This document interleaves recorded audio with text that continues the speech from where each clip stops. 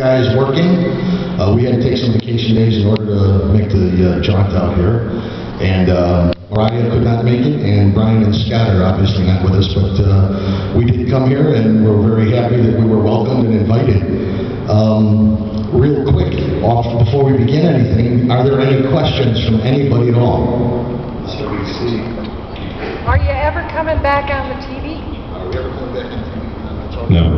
Oh, come on. No, I'm just kidding. We are, that's a question we're asked all the time, and we loved our affiliation with A&E, and we're still waiting and negotiating with A&E at the moment. It's a great network. We're privileged to be a part of the whole family over there. We'd like to continue our relationship, but if for some reason that doesn't happen, then we're hoping that we can move on to somewhere else. But yeah, we're still waiting here. TV works in mysterious wonders, doesn't it? Yeah. So stay tuned. Any other questions? Yeah, go ahead. How did you ever get on A&E to begin with? I became a cop because I wanted to solve Hello, crimes. test 1, 2. Well, that sounds terrible. I'm sorry, 1 second here. Okay, we're waiting. Hello, test. Hello, test. Well, I'm going to let Ron tell a story about how he formed a group of cops that later became the Chicago Paranormal Detectives. You want to do that? Why don't you start out first and then... Hello, can anybody hear this? Does it sound Here, Ron. transistor radio? Sorry. Okay. All right. Okay, the Chicago Paranormal Detectives was formed in 2003. I responded to a 911 call while on duty, and the complainant on the call called the police department because he was seeing figures in his business late at night. And he could not explain, why this was going on, and he had had enough of it. And as so many people do, he called 911. We get all kinds of calls for all kinds of things, and I responded to that call. And I listened to this guy because I had had previous calls unrelated with this gentleman. I did not, determine he was delusional or anything like that. So he had my ear, and I listened to what he said. And I subsequently returned with a camcorder off duty. I was a little curious myself, but more so I wanted to put his mind at ease and show him that there's nothing to be afraid of. And the next day I went back with the camcorder, and to my shock, I filmed a three-dimensional black mass figure, much like what he described. And it moved a little bit back and forth for about 30 minutes, and then it just vanished. And I could not find the cause for this. I returned many times with other cops. I reviewed the footage, and I was unable to recreate it or ever find a point of origin that could have caused such a, this mass. And I began to think that, if this is happening here, this might be happening elsewhere.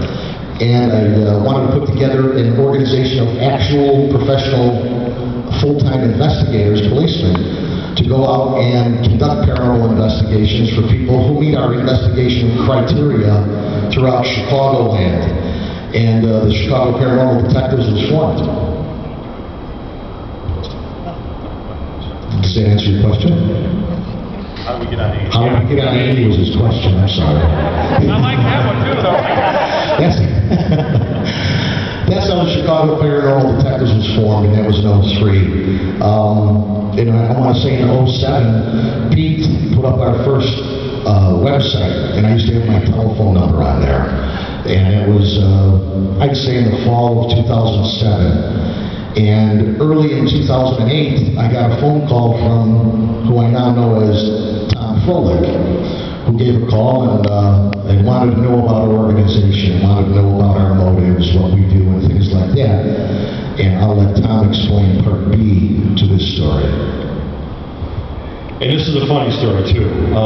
It's always been my dream. I worked for about a dozen radio stations as a DJ prior to getting into police work and throughout police work. And what I wanted to do when I got toward the end of my 20 years was be a TV weatherman. That was the plan. And that didn't work out so good, so I thought of another angle to get on television, and I knew the popularity of police programming and the popularity of paranormal programming. But it wasn't so much just the popularity of it, it was something that I was interested in and that I've been doing for about 12 years. I've been on investigations over in the UK and the United States. So the idea was to combine these two things and put together a demo and present it to a production company and see if we could get a TV show. So what we did was I got together a group of people that I worked with in the media, Brian Jones, the guy in the van. That guy right here, that handsome dude. Yeah. Brian Jones I worked with at a radio station in Chicago. I called Brian. Brian had done a documentary movie, and so I knew he had some film experience. I called Brian and brought him onto the team.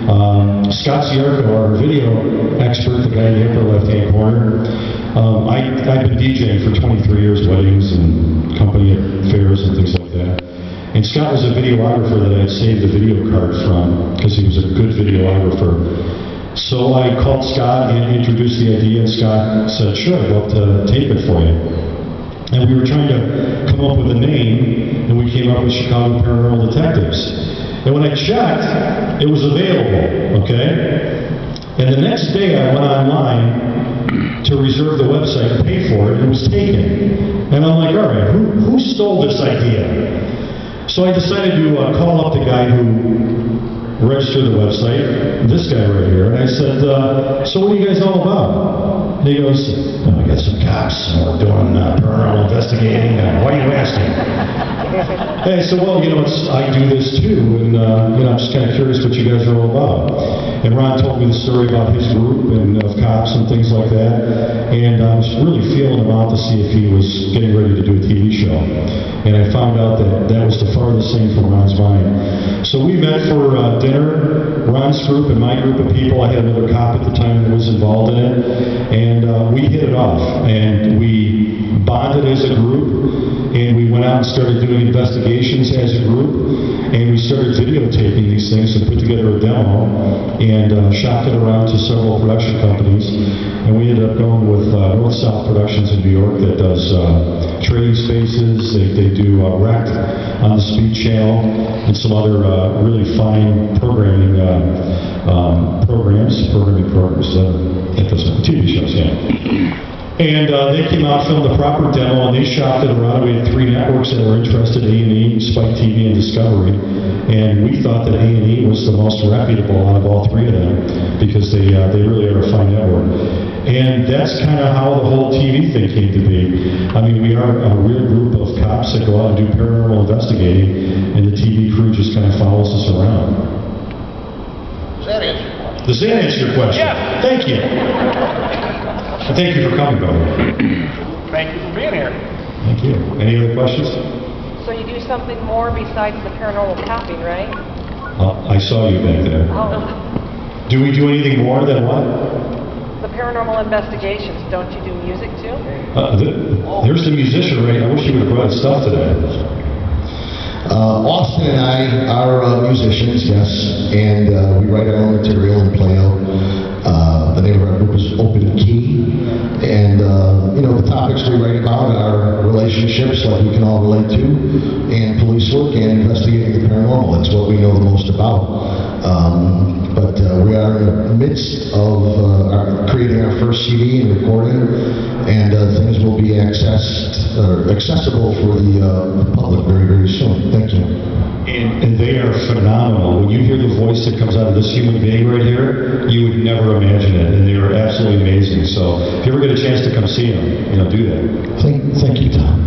It's very nice of you.